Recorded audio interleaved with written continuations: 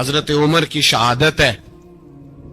یہودی بول اٹھا, کافر بول اٹھا, اگر 6 مہینے عمر دنیا میں اور رہتے تو دنیا میں کوئی کافر موجود نہ ہوتا. 6 مہینے.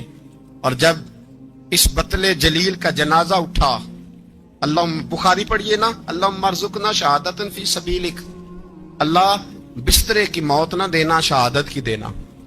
عمر شہید ہوئے, مسجد نبی میں نماز پڑھاتے, اور جب جنازہ اٹھا تو مدینے کا پھر پیچھے جو دلیر بچے وہ مولا علی تھے. مولا علی, جناب عمر کا جنازہ اٹھا تو سب سے پہلی ہائے جو نکلی وہ حضرت علی کی زبان سے نکلی, اور حضرت علی کی ساری داڑھی آنسوؤں سے بھر گئی. لوگوں نے کہا کہ علی کیا ہوا؟ فرمانے لگے تم دیکھ نہیں رہے جنازہ کس کا اٹھا ہے, پلٹ کے دیکھو تو صحیح, تم پتہ نہیں یہ کون گیا ہے. کہ حضور کیا ہوا؟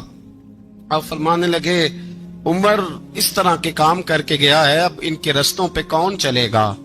کون اس کے جگر راہ وفا میں نقش ایسے چھوڑ آیا ہوں, میں جس منزل سے گزرا ہوں وہ اب تک یاد کرتی ہے. حضرت علی حضرت عمر کے جنازے پہ کھڑے ہو کے کہتے ہیں اللہ مجھے اس طرح کے عمل کرنے کی توفیق دے جس طرح کے عمر کر کے گیا. میرے بھائی, بطل عزیز, بطل حریت حضرت عمر رضی اللہ تعالیٰ عنہ, جو اپنی زندگی انقلاب والی گزار کے گئے. عمر جب دنیا سے گئے تو 80 دینار کا قرضہ تھا, 22 لاکھ مربع میل کا حکمران, اور اپنے بیٹے سے کہنے لگے بیٹے کوشش کرنا تیرے خاندان والے مل کے میرا قرضہ اتار دے, میری قبر پہ بوجھ نہ رہے, اور اگر خاندان والے مدد نہ کریں تو میرے دوستوں سے بات کرنا, وہ مدد نہ کریں تو پھر علی سے بات کرنا. ان کا پیار آپس میں اتنا, اور تو اختلاف ثابت کر رہا ہے. 80 دینار کا قرضہ چھوڑ کر حضرت عمر دنیا سے گئے, اور جاتی دفعہ کہہ گئے میرے بعد میرے بچوں کو حکومت کے مشورے میں بھی شامل نہ کرنا, حکومت کے مشورے میں بھی میری اولاد شامل نہ ہو. اتنا بڑا شخص اتنا بڑا رنگ دے کے 1 محرم کو جب عمر فاروق کا وصال ہوا تو بیٹے سے کہنے لگے اماں عائشہ سے جا کے کہو میرا بھی نبی پاک کے روزے میں دفن ہونے کو دل کرتا ہے. ایک قبر کی جگہ ہے اماں جی نے اپنے لیے رکھی ہے, بخاری ہے بخاری. حضرت عائشہ کے پاس صاحبزادے گئے, کہنے لگے اماں جی عمر کو زخم لگ گیا ہے, حالت بڑی پریشانی والی ہے. وہ کہتے ہیں اگر اماں اجازت دیں. سید عائشہ رو پڑی, فرمانے لگی کہ اپنی قبر کی جگہ تو نہیں نہ کسی کو دیتا, پر عمر نے کمال ہی بڑا کیا. اسے کہو جاؤ گنبد خضرا میں قیامت تک جو مصطفیٰ پہ اور ابو بکر پہ سلام پڑے گا وہ تجھ پہ بھی سلام پڑھ کے جائے گا. جاؤ میں نے جگہ دی.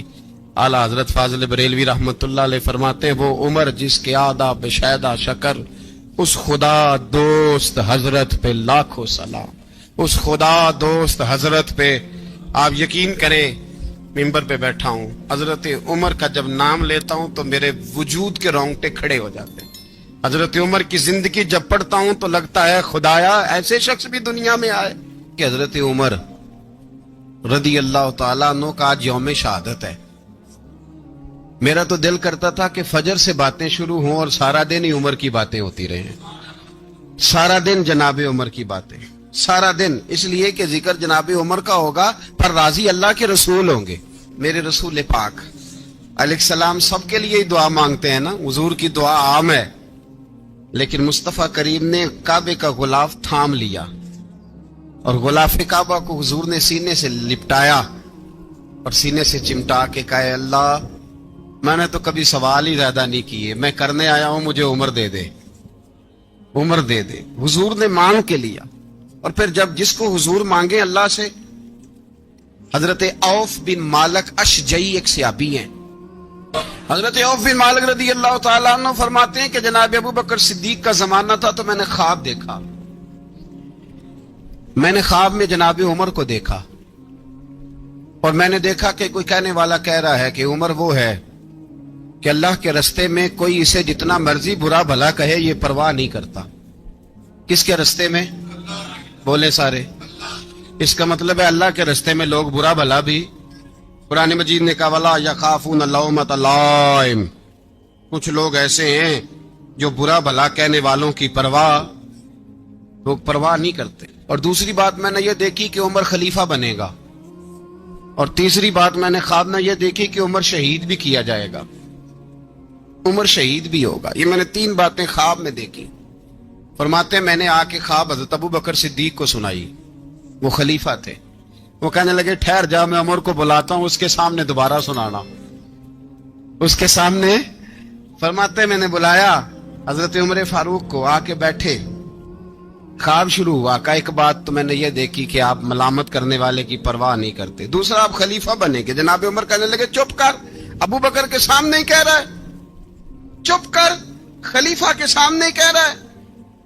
حضرت ابو بکر صدیق کہنے لگے عمر اسے کہنے دو، مجھے لگتا ہے رب کی رضا یہی ہے کہ میرے بعد اگر مصطفیٰ کا منبر ملے تو عمر کو ہی ملے، اسے کہنے دو، کہنے دو۔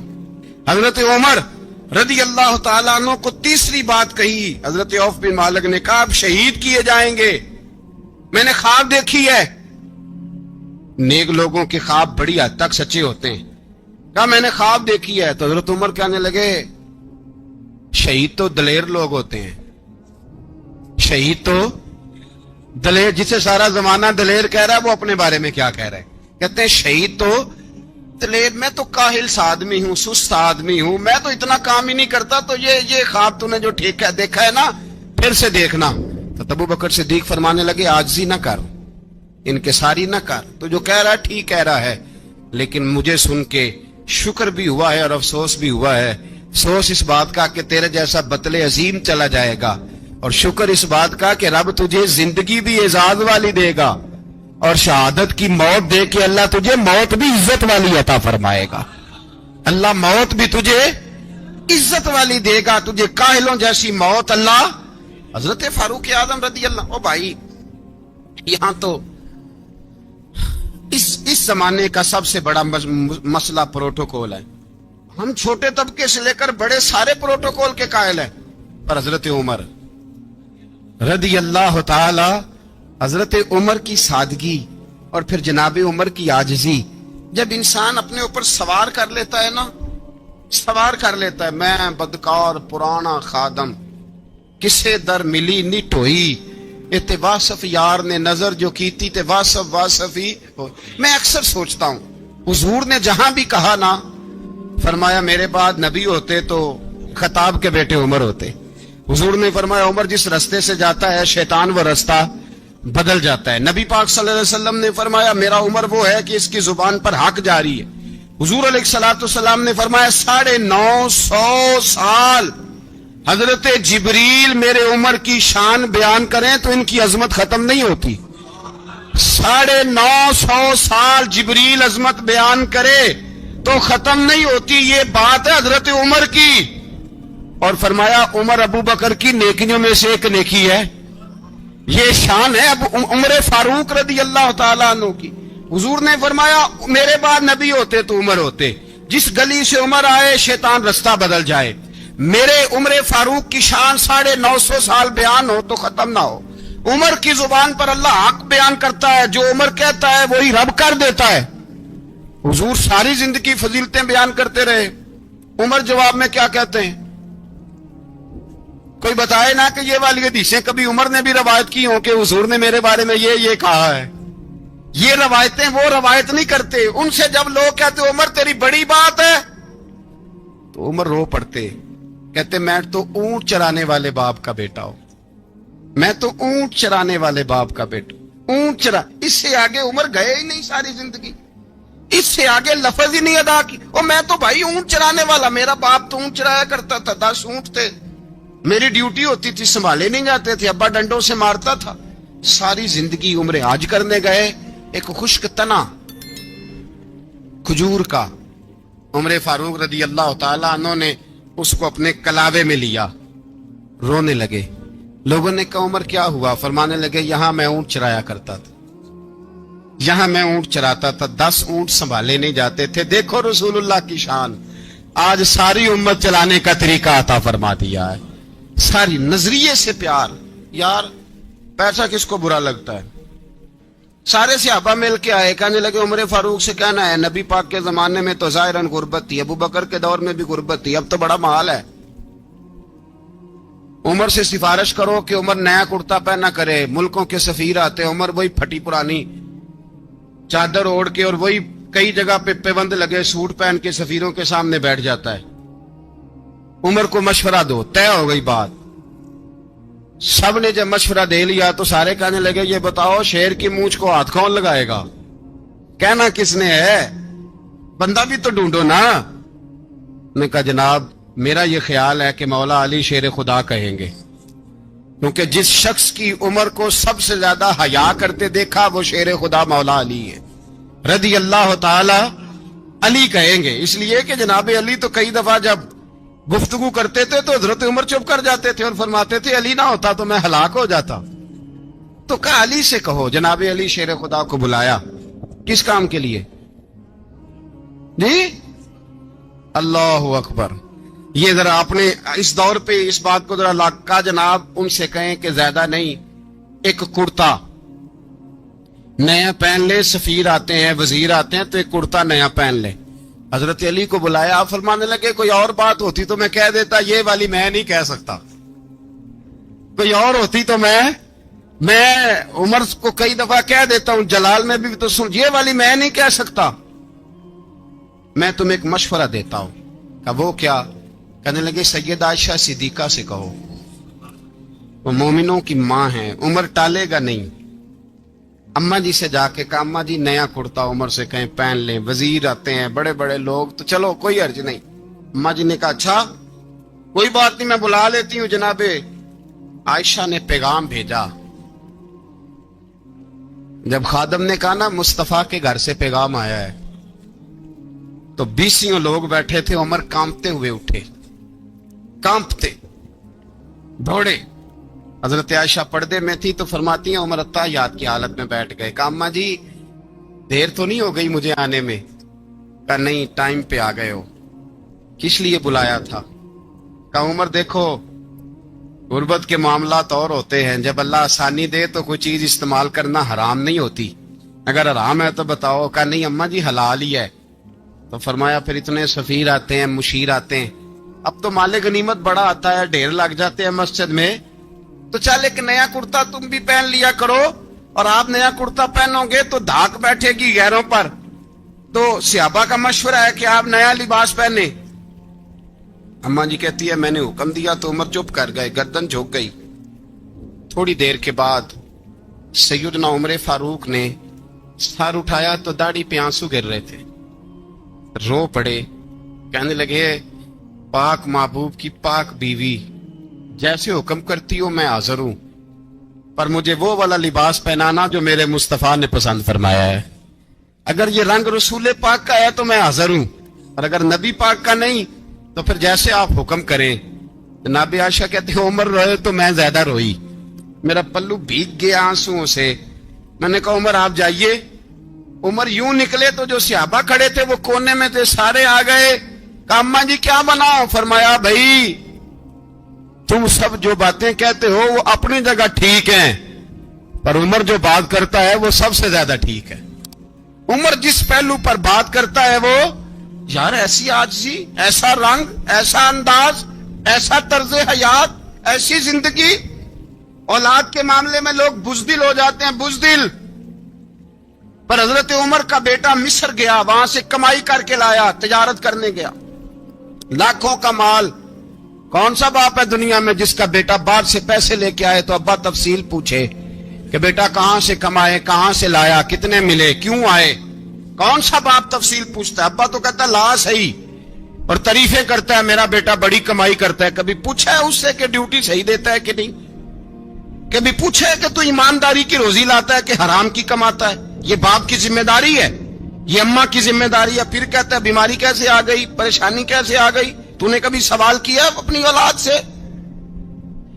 حضرت عمر فاروق رضی اللہ تعالیٰ عنہ کا بیٹا مصر سے پیسے کما کے لایا تو جناب عمر نے بلایا, فرمایا بیٹے اتنی تو تیرے پاس راس ہی نہیں تھی, تھوڑے سے تو پیسے لے کے گیا تھا, اتنی کمائی کیسے ہو گئی؟ اتنے تو پیسے نہیں تھے صاحب, کہاں سے کمائی لائے؟ اس نے کہا ابا جی وہ جو میرے چچا ہے نا مصر کے گورنر, آپ کے دوست, انہوں نے میری مدد کی ہے. فرمایا جتنے لوگ گئے تھے سب کی ہے مدد اس نے. کہا نہیں صرف میری کی. فرمایا تیری کیوں کی؟ تیری کیوں کی؟ کہا حضور آپ کے دوست ہیں. فرمایا چپ کر حضور انہوں نے مجھے اتنے پیسے دیے, میں نے کاروبار میں ڈالے تو نفع آیا تو میں ان کی رقم دے کے. فرمایا خاموش ہو جا, باقی جتنے لوگ گئے تھے سب کی مدد کی اس نے؟ کہا نہیں حضور صرف میری کی. فرمایا اس نے تیری مدد نہیں کی, اس نے خلیفہ کے بیٹے کی مدد کی, اس لیے کہ وہ خلیفہ کو اپنے حق میں نرم کر سکے. فرمایا آدھا مال تیرا ہے, آدھا مال غنیمت کا ہے, مال خزانہ کا ہے, مسلمانوں کا ہے, اس لیے کہ تو جو وہاں سے مال کما کے لایا ہے وہ اپنے باپ کے خلیفہ ہونے کی وجہ سے کما کے لایا ہے, لہذا رکھ ادھر. یہاں کہتے ہیں کدھر سے آیا, کیسے آیا, کون سا حساب دیں, کیا کریں؟ او بھائی حضرت عمر رضی اللہ تعالیٰ عنہ کا اپنی اولاد کے بارے میں یہ رنگ ہے. ایک جنگ سے نا خوشبو آئی, خوشبو بڑی مہنگی ہوتی تھی, عرب میں خوشبو آج بھی بڑی مہنگی ہے, وہ زیادہ استعمال کرتے ہیں. میری باتوں کی سمجھ آ رہی ہے میرے بھائیوں؟ بڑی مہنگی خوشبو تھی. جب وہ خوشبو آئی تو حضرت عمر نے کہا, گھر میں پہلے پہنچی حضرت عمر کے, چونکہ زیادہ عورتیں استعمال کرتی تھی گھر کے اندر خوشبو, مرد بھی لگاتے تھے. حضرت عمر نے اپنی بیوی سے کہا, آپ کی زوجہ تو تھی وہ بڑی خوشبو کو پسند کرتی. حضرت عمر نے اپنی زوجہ سے کہا کہ خوشبو لاؤ, میں نے ایک عورت کی ڈیوٹی لگائی ہے, وہ خوشبو تول کے نا تو حصہ برابر صحابہ میں بانٹ دے گی. تو آپ کی زوجہ کہنے لگی کسی بی بی کی ڈیوٹی لگانے کی کیا ضرورت تھی, میں جو موجود تھی میں بانٹ دیتی ہوں تول کے حصہ برابر. آپ نے فرمایا نہیں تو رہنے دے, فلانی بی بی بانٹے گی. حضور میں نے بھی بانٹنی ہے, میرے پہ کچھ حق ہے؟ آپ نے فرمایا نہیں, تو تفصیل نہ پوچھ, تو خوشبو دے دے, کوئی اور بانٹے گی. خاتون خانہ تھی نا, کہنے لگی نہیں مجھے بھی آج آپ کو بتانا ہی پڑے گا کہ کوئی جو بانٹ سکتی ہے تو میں کیوں نہیں بانٹ سکتی. زوجہ کہتی عمر نے بات کی تو میری چیخیں نکل گئیں. حضرت عمر فرمانے لگے جب تو خوشبو بانٹے گی نا تیرے ہاتھوں کو بھی لگے گی, تیرے دوپٹوں کو بھی لگ جائے گی. اگر رب کریم نے مجھ سے سوال پوچھا کہ عمر خوشبو تو مسلمانوں کی تھی, تیری بیوی کے دوپٹے کو کیوں لگ گئی, تو میں اللہ کے حضور کیا جواب دوں گا؟ اگر اللہ نے یہ سوال کیا کہ تیری بیوی نے کیوں لگائی, وہ تو حصہ تھا مسلمانوں کا, تو نے تیری بیوی نے کیوں لگائی؟ تو فرمایا میں نہیں چاہتا کہ اللہ کے حضور مجھے اور تجھے باز پرس ہو, لہذا کسی اور کو بانٹنے دے. زوجہ روئی اور تڑپ کے کہنے لگی عمر مجھے لگتا ہے صبح قیامت بھی تیری بیوی ہونے کی وجہ سے اللہ مجھے جنت عطا فرما دے گا, تیری زوجہ ہونے کی برکت سے. بھائی یہ معیار رکھا, خدا کی قسم ایسا شخص تاریخ میں دوبارہ نہیں آیا. اتنا بڑا آدمی, اتنا بڑا شخص, اتنا بڑا آدمی, اور پھر رنگ یہ ہے کہ عمر 22 لاکھ مربع میل کا حکمران, 22 لاکھ, اور کھجور کے درخت کے نیچے مٹی کا ڈھیلا لے کے سو گئے ہیں, پرواہ کوئی نہیں, کوئی مسئلہ ہی نہیں. 2 غلام ساتھ بیٹھے تو ایک روٹی حضرت عمر نے گھر سے منگوائی, تھوڑا سا سرکہ, تو غلام کہنے لگے ہم نے بھی کھانی ہے. فرمایا کوئی حرج نہیں, روٹی کو پیٹ بھر کے کھانا ضروری تو نہیں, 3 حصوں میں بانٹ لیتے. ایک آدمی آیا ہوا تھا مصر کا رہنے والا ملنے کے لیے, اس نے پوچھا عمر کدھر ہے, تو کہا وہ ادھر جاؤ مسجد میں بیٹھے ہوں گے. اور واپس آیا تو کہنے لگا وہاں تو 3 غلام بیٹھے ہیں, ایک روٹی بانٹ کے کھا رہے ہیں, لگتا ہے کئی دنوں سے روٹی نہیں ملی. کہا 3 غلام تو کوئی نہیں, وہاں 2 ہی تھے, تیسرے تو امیر المومنین تھے. اس نے کہا نہیں 3 غلام ہیں, کپڑے بھی ایک طرح کے پہنے ہوئے, بلکہ 2 کے تو پھر صحیح ہیں, تیسرے کے تو زیادہ ماڑے ہیں. کپڑے بھی ایک طرح کے, کھانا پینا بھی ایک طرح کا, اور ان کا نشست برخاست بھی ایک طرح کی ہے, لہذا کوئی فرق نہیں. حضرت ابو ہریرہ کہتے ہیں میں لے کے آیا, اور جناب عمر کو جب میں نے کچی زمین میں تامت سمیٹ بیٹھے دیکھا تو میں رو پڑا. میں نے اس مصر سے آنے والے کو کہا تو اس کے جلوے دیکھ, اگر اس کی ذات میں اتنا حسن ہے تو محمد عربی کا مقام کیا ہوگا. یہ مقام غور ہے, مقام غور. ایک آدمی کو آپ نے دیکھا آنکھوں سے نابینا ہے اور بھیک مانگ رہا ہے, تو حضرت عمر کو نظر آ گیا. فرمایا کون ہو؟ اس نے کہا میں یہودی ہوں. فرمایا بھیک کیوں مانگتے ہو؟ کہا جب تک تندرست تھا مسلمانوں کو جزیہ دیتا تھا, بوڑھا ہو گیا ہوں کیا کروں. حضرت عمر نے گھوڑے کی پشت پہ بٹھایا, کافر کو گھوڑے کی پشت پہ بٹھایا اور بٹھا کے مدینے لائے. حضرت علی شیر خدا وزیر خزانہ تھے, فرمایا علی اس کا وظیفہ جاری کرو. کہا یہ کون ہے؟ فرمایا یہ یہودی ہے، لیکن یہ ہمیں جزیہ دیتا رہا، بوڑھا ہو گیا بیچارہ، بھیک مانگنے پہ مجبور ہے، ہماری حکومت کے اندر رہتا ہے، اس کا پورا وظیفہ جتنا خرچہ اتنا وظیفہ لگاؤ۔ حضرت علی کہتے ہیں میں وظیفہ لگا رہا تھا اور وہ میرے نبی کا کلمہ پڑھ رہا تھا، وہ رسول اللہ کا کلمہ پڑھ رہا تھا۔ یہ مزاج، یہ نہیں کہ کافر۔ حضرت عمر نے گورنروں کو خط لکھے تھے کہ زبردستی کسی کو مسلمان نہیں کرنا، جہاں ان کی عبادت گاہیں بنی ہو گرانی نہیں، کوئی مندر کوئی گرجا ضائع نہیں کرنا، بات دور نکل جائے گی۔ اور میں اپنے مضمون پہ رہتا ہوں، اہل بیت کا پیار اگر سکھایا ہے تو جناب عمر نے سکھایا ہے رضی اللہ تعالی عنہ۔ امام حسن ملنے، آپ یقین کریں میں جب اس واقعہ کو پڑھتا ہوں تو میرا دل جھوم جاتا ہے، میں کہتا ہوں یار ڈاٹا ہونا اپنی جگہ پہ، عشق ہونا اپنی جگہ پہ، انسان کا باوقار ہونا اپنی جگہ، جہاں کھڑے ہونا تھا وہاں یہ کھڑے ہوتے تھے، اور جہاں جھکنا تھا وہاں یہ ان لوگوں میں اقبال نے کہا تھا تیری نگاہ ناز سے دونوں مراد پا گئے، عقل غیاب و جستجو عشق حضور و اضطراب۔ جہاں اگر آیا ہے سامنے کیسر و کسرا تو عمر جیسا دلیر کوئی نہیں، اگر سامنے آیا ایران کا بادشاہ تو عمر جیسا تگڑا کوئی نہیں، اگر آیا ہے سامنے غسان کا بادشاہ تو عمر جیسا عادل کوئی نہیں، لیکن اگر علی کا بیٹا آیا ہے، اگر فاطمہ کے لال پارے آئے ہیں تو پھر فاروق اعظم سے جیسا محب کوئی نہیں، پھر ان سے جیسا پیار کرنے والا کوئی نہیں۔ اندر بیٹھے ہیں جناب عمر، اندر تنہائی میں کچھ وزیروں سے گفتگو ہو رہی ہے، میٹنگیں جاری ہیں، آپ کے بیٹے ملنے آئے جناب عبداللہ ابن عمر، ابا جی ملنے آئے، بات ٹھہرو بات کر رہا ہوں، کوئی نہ اندر آئے۔ صاحبزادہ باہر کھڑا ہے، تھوڑی دیر گزری تو امام حسن بھی آ گئے۔ کون آئے؟ آپ کو جو ملے گا امام صاحب کا نام لینے سے، وہ سردار ہیں جنتیوں۔ کون آئے؟ سارے بولیے امام حسن، تیری نسل پاک میں ہے بچہ بچہ نور کا، تو ہے نے نور تیرا سب کرانا۔ امام حسن آئے تو حضرت عبداللہ ابن عمر کو دروازے پہ کھڑے دیکھا، کہا امیر المومنین کہاں ہیں؟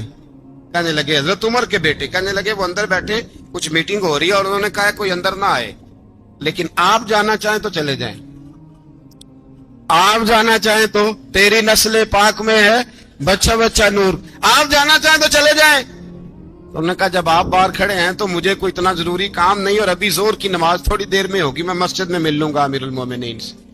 یہ بات کہہ کے امام حسن چلے گئے۔ یار اتنی بڑی بات نہیں تھی، اتنی بڑی بات نہیں تھی، تو میرے استادوں کا بیٹا بھی آئے تو کہا ٹھیک ہے جی وہ سوئے ہوئے ہیں، تو کوئی غرض نہیں یار میں ٹھہر کے آ جاؤں گا، کوئی بڑی بات نہیں تھی، دیکھا جائے تو بڑی بات نہیں تھی، پر بات بہت بڑی تھی، اس لیے کہ یہ خالی حسن نہیں، یہ حسن ابن علی ہے، یہ حضرت فاطمہ کے لخت جگر۔ حضرت عمر باہر نکلے، عبداللہ ابن عمر سے پوچھا کوئی آیا تو نہیں؟ تو کہا حضور امام حسن آئے تھے۔ تو کہا پھر شہزادے کو اندر کیوں نہیں بھیجا؟ کہا میں نے کہا تھا۔ وہ کہنے لگے اگر امیر المومنین مصروف ہیں تو میں ظہر میں مل لوں گا۔ حضرت عمر رونے لگے، فرمایا بیٹے تو نے اچھا نہیں کیا۔ پھر مسجد نہیں گئے، سیدھے امام حسن کے دروازے دستک دی، امام حسن باہر آئے، کہا شہزادے آئے تھے تو ملے کیوں نہیں؟ امام حسن کہنے لگے حضور آپ کا اپنا بیٹا دروازے پہ کھڑا تھا، آپ کا اپنا بیٹا دروازے پہ کھڑا تھا، اور منع بھی کیا تھا آپ نے تو میں زور میں مل لیتا۔ حضرت امام حسن فرماتے جوش جذبات میں جناب عمر نے سر سے پگڑی اتار دی، جوش جذبات میں کہنے لگے حسن میرے بیٹے کا اور آپ کا کیا مقابلہ؟ کیا اس کی ماں کا نام فاطمہ الزہرا ہے؟ کیا اس کی نانی کا نام خدیجہ الکبریٰ ہے؟ کیا اس کے نانے کا نام محمد مصطفیٰ ہے؟ آپ کا اور اس کا کیا مقابلہ؟ پھر رو پڑے اور کہنے لگے بیٹے میں مکے کے صحراؤں میں اونٹ چرایا کرتا تھا، یہ جو میرے سر پر عزت کے بال ہیں یہ تیرے نانے کے اگائے ہوئے، میں مکے کے خبردار شہزادے خبردار۔ او بھائی اہل بیت نبوت کے ادب کا رنگ اگر سکھایا ہے تو سیدنا عمر نے سکھایا ہے۔ سوار دے فرماتے جب پہنچے نا دار ارکم میں تو دروازے پہ حضرت امیر حمزہ کھڑے تھے۔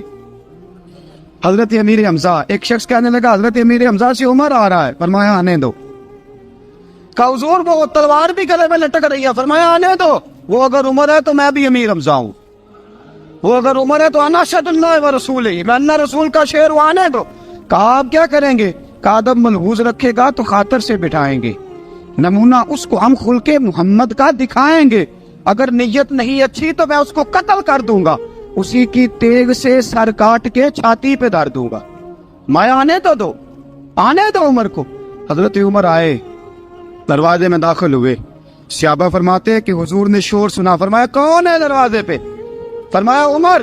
फरमाते हैं हुजूर उठे तेजी से, चादर गिर गई, चादर, हुजूर तेजी से उठे, खोल दो दरवाजा। हुजूर उमर के गले में तलवार है, फरमाया फाटक खोल दो। या रसूल अल्लाह उमर आपका दुश्मन, फरमाया खोलो दरवाजा। कहा या रसूल अल्लाह खत्ताब का बेटा, फरमाया खोलो दरवाजा। या रसूल अल्लाह अबू जहल का रिश्ता, फरमाया खोलो दरवाजा। हुजूर माजरा क्या है?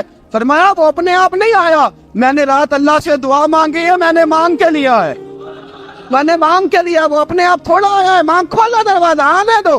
हजरत उमर झट से दरवाजा खुला ना, रसूल पाक सामने खड़े हो गए। क्या मंजर था? अबू बकर फरमाते हैं तुम्हें क्या बताएं क्या मंजर था? हजरत हरकम फरमाते हैं तुम्हें क्या बताएं क्या मंजर था? मेरे हबीब की गर्दन तनी हुई है, आंखों में आंसू भरे हैं पर नीचे नहीं गिरते, आंसू भरे हैं आंखों लेकिन नीचे टपकते नहीं। फिर रसूल पाक आगे बढ़े, उमर की गर्दन झुकी हुई है, उमर ऊपर नहीं देखते, हुजूर आगे बढ़े, जाके हजरत उमर का कंधा जोर से हिलाया, फरमाया क्या प्रोग्राम है तेरा, क्या इरादा है तेरा, बोल। हजरत फारूक आजम आंख यूं उठा के कहने लगे सोने बस अब कलमा पढ़ने का इरादा है, सोने कलमा पढ़ने का। सहाबा फरमाते हैं पता नहीं क्या हुआ, पता नहीं, हुजूर का इतना जोश हमने कभी नहीं देखा, नबी पाक को नारा लगाते हमने पहले कभी नहीं देखा। जब उमर ने कहा ना सोने कलमा पढ़ने आया हूं, फरमाते हैं रसूल पाक के जो आंसू बंधे हुए थे ना वो टप से नीचे गिरे और हुजूर ने फरमाया अल्लाहु अकबर, अल्लाहु अकबर। फरमाते हैं हुजूर ने जब अल्लाहु अकबर कहा तो सारे सहाबा भी कहने लगे अल्लाहु अकबर, अल्लाहु अकबर, अल्लाहु अकबर। हजरत उमर फारूक का अदल और हजरत फारूक आजम का इंसाफ, इसको दुनिया जानती भी है, मानती भी है।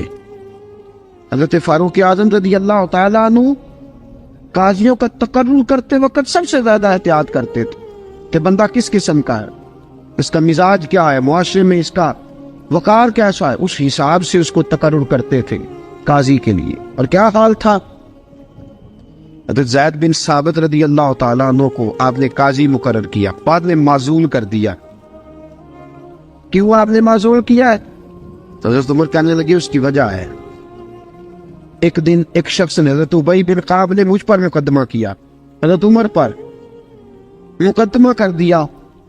तो फरमाते हैं कि मेरे सामने मैं देख रहा था, जब मैं अदालत में पहुंचा तो ज़ैद बिन साबित ने मेरा खड़े होकर इस्तकबाल किया, और जब मुदई आया है तो वो बैठे रहे हैं। तो मैंने कहा कि जब आप दोनों में मिलते वक्त इंसाफ नहीं कर रहे तो फैसले में कैसे इंसाफ करेंगे? आप इस काबिल नहीं कि आपको काजी बनाया जाए। माजूल कर दिया। अगर मैं बैसियत मुजरिम, बैसियत मुल्ज़म आया हूं, अगर आपने मेरा खड़े होकर इस्तकबाल फरमाया तो फिर मुदई का तो ज्यादा हक बनता था। और हम पर इतराज है काफिर का, वो कहते हैं तुम अदल नहीं कर सकते। बोला आदमी है ना, वो देखता है आजकल के मुसलमानों को, आजकल के मुसलमानों को देख के राय कायम करता है। हम उसे कहते हैं हाँ, आजकल के मुसलमान ना देख, वो जिन्होंने डायरेक्ट नबी पाक की निकाह से फैज पाया था उन्हें देख। डायरेक्ट जो रसूल पाक की निकाह के फैज याफ्ता थे, अदल और इंसाफ से भर दी दुनिया। हजरत फारूक अमर बिन आस मिस्र के गवर्नर थे, हजरत फारूक आजम ने उन्हें मुतय्यन किया था। उनके बेटे का मिस्र में झगड़ा हो गया किसी आम आदमी के साथ, गवर्नर के बेटे का, और गवर्नर के बेटे ने उस मिस्री को, एक आम आदमी को दुर्रे मारे। तुझे पता नहीं मैं गवर्नर का बेटा हूं? मिस्री ने क्या किया, घोड़े पे बैठा सीधे मदीने आ गया, सीधा मदीने। हजरत फारूक आजम के दर दौलत पे पुश्त से कपड़ा उठाया, पुश्त से उसने अपने निशान दिखाए तो जनाब उमर की आंखों में आंसू आ गए। एक आम आदमी है, जानते कोई नहीं, तुम्हें रो पड़े, इतना जुल्म और मेरी सल्तनत में, कोड़े बरसे तेरी पुश्त पे, फौरन भेजा, जाओ बुला के लाओ। तो अमर बिन आस अपने बेटे समेत आए, बड़ी अदालत है। हजरत फारूक आजम के लफ्ज, फरमाया इसको इसकी माँ ने आजाद पैदा किया था, तूने इसे क्यों गुलाम बनाया है? इसकी माँ ने आजाद जना था, तूने कब से लोगों को गुलाम? कहा बेटे ये क्या कहता था? ये कहता था मैं गवर्नर का बेटा हूं, तुझे तो जानता नहीं। फरमाया अब ये बड़ी अदालत है, कोड़ा पकड़ और इस गवर्नर के बेटे की पुश्त पे बरसा और उसे कह तू गवर्नर का बेटा है, मैं मोहम्मद का गुलाम हूं सल्लल्लाहु ताला अलैहि वसल्लम। इसे बता, इसे अब बतला कि तू गवर्नर का बेटा है ना, मैं नबी पाक का गुलाम हूं। और जो मुस्तफा के गुलाम होते हैं वो सारे बराबर हुआ करते हैं। हजरत फारूक आजम का अदल, जनाब फारूक आजम का इंसाफ, जनाब फारूक आजम रज़ी अल्लाह ताला अन्हु, रूम का एलची आया ना हजरत उमर फारूक के पास, तो वो कहता है मैं पैगाम लेके आया अपने बादशाह का, और मैं सफीर था, मैं बड़े मुल्कों में गया, बड़े बादशाह देखे, बड़े अमीर देखे। हजरत फारूक आजम रज़ी अल्लाह ताला अन्हु के दरबार मुझे भेजा गया। जब पहुंचा तो मैंने मुसलमानों से कहा तुम्हारे बादशाह का दरबार कहाँ है? उन्होंने कहा ना हमारा बादशाह है ना कोई दरबार है, ना बादशाह है ना कोई। अच्छा तो फिर वो किधर बैठते हैं? कहा या मस्जिद में मिलेंगे या अपने झोंपड़े में मिलेंगे। तो कहा तुम्हारा बादशाह भी कोई नहीं? कहा बादशाह नहीं, हम मोमिन है, हमारा एक अमीर है, जिसे अमीरुल मोमिनीन कहा जाता है। वो शख्स कहता है मैं मस्जिद गया, मैंने कहा उमर किधर है? उन्होंने कहा जी अभी निकले थे, इधर ही होंगे। मैंने कहा ये कैसा बादशाह है? कोई कहता इधर होंगे, कोई कहता उधर होंगे। यहाँ तो सुबाई वजीर साहब सड़क से गुजरे तो सारे रोड 3-3 घंटे ब्लॉक रहते हैं, और ये क्या चक्कर है कि लाखों मुरब्बा मील का हुक्मरान, कोई कहता इस गली में गया, कोई कहता उस गली में गया, ये कैसा बादशाह है? किधर है उमर? उन्होंने कहा यही था। दूसरे से पूछता जो वो बाग की तरफ गए, बाग में गए तो वो एलची कहता है मैंने बाग वाले से पूछा कि यहाँ तुम्हारा अमीर किधर है? उन्होंने कहा वो दरख्त देख रहे हो? कहा हज़रत देख रहा हूँ। उस दरख्त के नीचे वो एक शख्स जो सोया हुआ है ना, मिट्टी का ढेला सराहना बना के, वो दरख्त के नीचे मिट्टी के ढेले का सराहना बना के जो बंदा सोया है वही हमारा अमीर है। वो सामने हज़रत सैयदना उमर फारूक के पास वो बंदा जाके खड़ा हो गया। वो कहता है कि पसीना गिर गिर के ना मिट्टी के ढेले पे गारा बना रहा था, पसीना गिर गिर के मिट्टी का ढेला, वो तर था। हज़रत फारूक आज़म सो रहे थे। कहने लगा मैं 20 और दर्जनों बादशाहों को देख चुका था जिनकी आंखें 10 गन। हज़रत उमर की आंख खुली, तामत समेटी उठ के बैठ गए। किधर आया है? कहने लगा हजरत जी आया तो किसी और काम था, आया तो किसी, लेकिन अब काम कोई और बन गया है। आपने फरमाया अब क्या काम बना है? कहने लगा मेरा काम ये बना है कि मेरा भी दिल किया मैं भी कलमा पढ़ूं और नबी पाक का गुलाम बन जाए।